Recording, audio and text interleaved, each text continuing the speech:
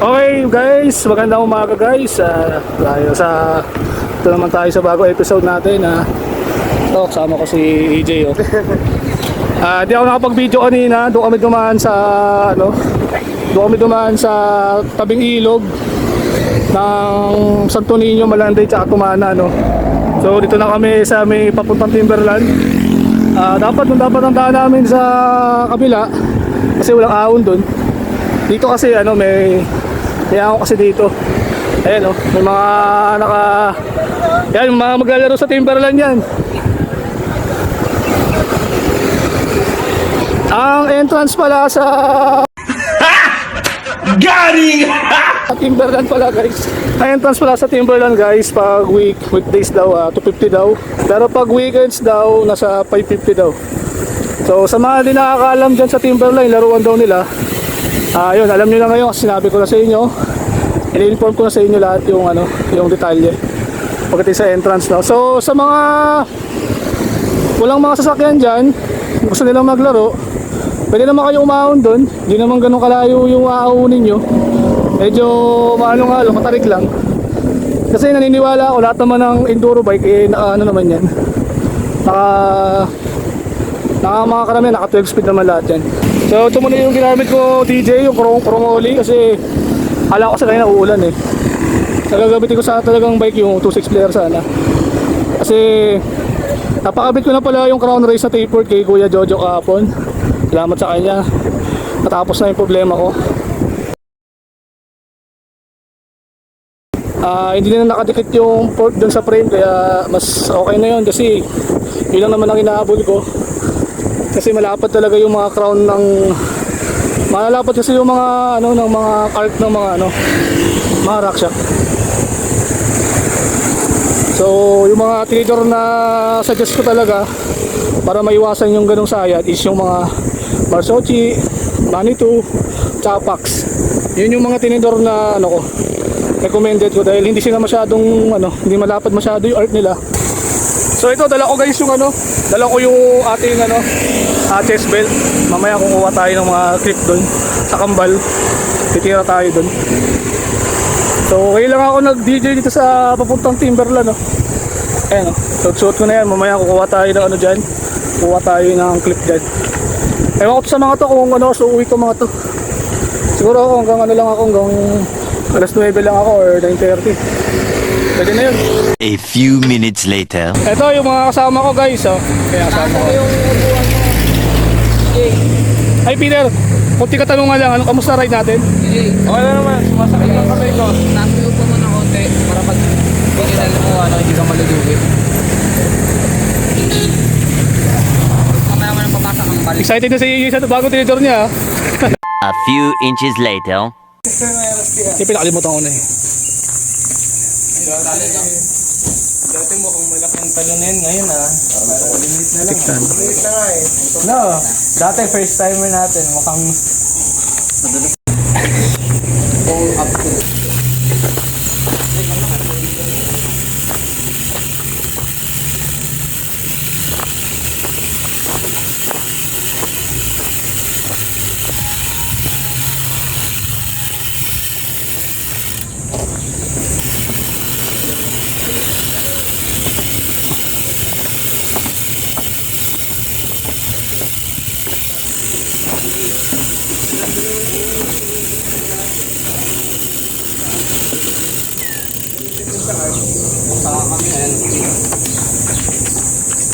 A little longer than a few minutes later. Ayan guys, magandang umaga guys. Dito tayo ngayon sa Kambal. Ito yung laruan nila. So sa mga mga nag-exi rin, open din naman tong tong venue na to. Ayan, ito yung DJ natin. Nagamit na rin natin sa wakas. Dati kasi dati nakatambak na to sa bahay dati. Hindi pa kasi tubuo dati. So yan. Di kasi kami dumaan doon sa kabila kasi doon sa kabila kasi doon, patag lang doon. Ito kami dumaan sa may kaliwa. So mas malapit naman dito, may ahon lang pero mas mabilis lang. So pero baka mamaya dito na lang ako dumaan sa may kabila, sa kanan na lang ako dadaan, mas patag doon. Ito yung mga malalaki nilang rampahan, diba? Tapos Ayun, mayroon pa din dun sa kabila. Ayun. Pag medyo hindi ka sigurado sa gagawin na huwag mo tirahin kaagad. Ito naman yung pump track nila na tinatawag nila. So, once na umulan, kawawa. Kasi pag umulan, putik. Ayan si EJ. Yung kasama na natin dati yan. Ayan o. Nakakit na si EJ o. Nakakit na. Si EJ is malapit na pala itong magpalit ng pork. Hoy, wag ka muna maingay. Marsochi. Ilan travel? 300 na. Yo. 200 lang. 200 lang. Dapat 250 na. So mag-ready na ako. Suot natin yung chest belt natin. So titirahin ko muna dito yung pump track muna, no, para maano natin, masubukan din natin kasi iba yung pump track sa sirkulo kasi walang buwelo dun, konti lang. Dito kasi is mataas dito, tapos lulusong ulit tapos pump track na agad. Wait lang. Dito. Sige. Wait lang.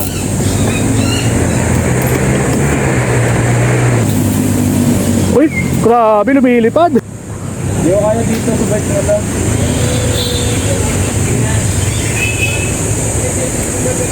Hindi ako buwan dito.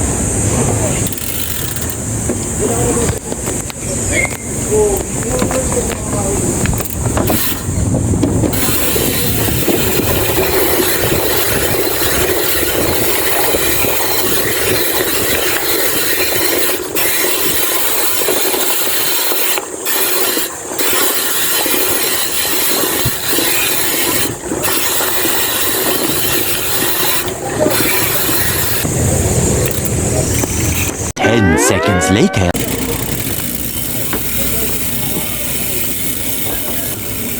Kaya ko kaya agad. Kaya? Kaya mo muna yung drop. Oo nga eh, no? Wala na, di ako makakakit. Kaya, tignan mo na yung drop. Jay. Pre, mas Ano? trusted ko pa to eh, kaysa dun sa may ano. Uy, alis mo na ba? Ayun, may bago tayo kasama. Alis mo bike mo. Okay. Tira ka. Maliit lang. Pa-practicing ko muna yung maliit.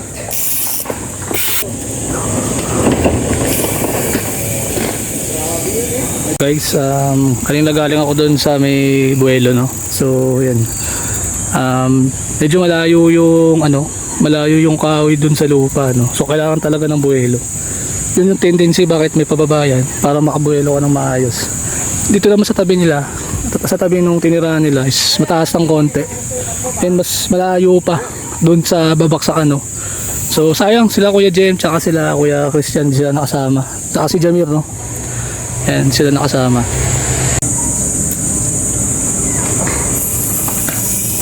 Wow!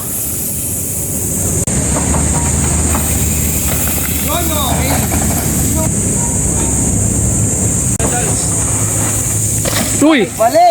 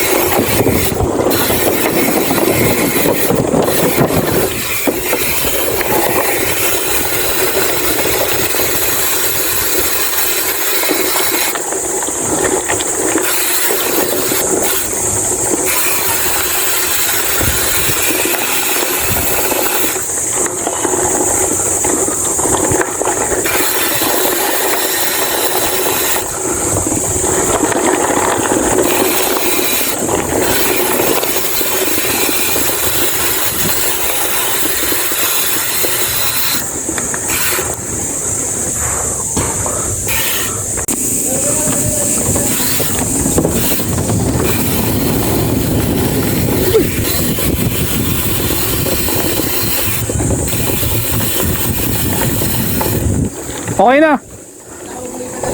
Okay na, ulit na ako ulit. Alam ko na.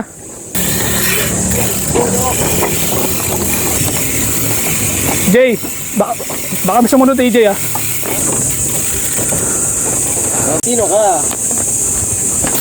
Siya si Randy.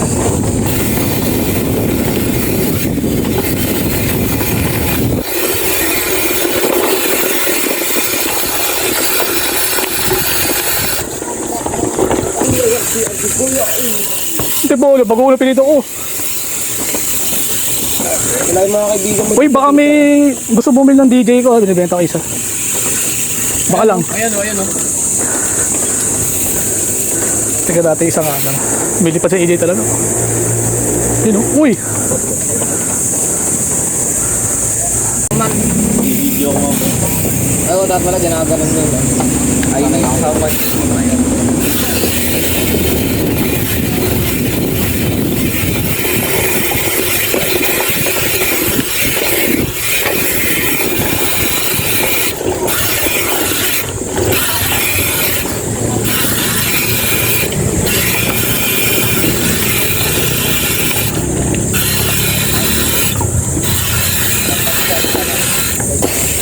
Diyan lang, magpapagpapala, no?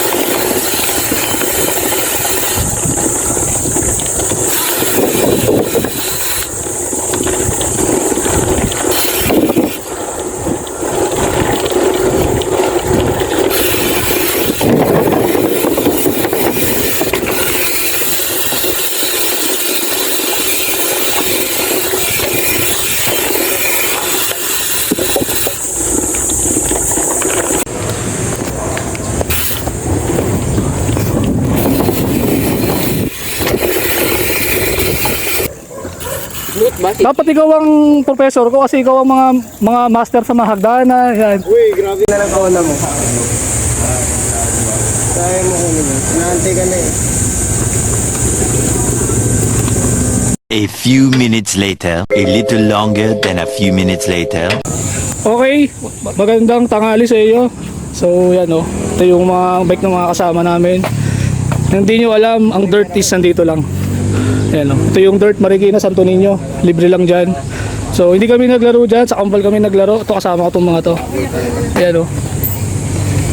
So libre lang yung dirt dito, walang bayad dito. So dito kami dumaan sa may ano pong daanan to, yung dito sa kabila. Anong daanan to?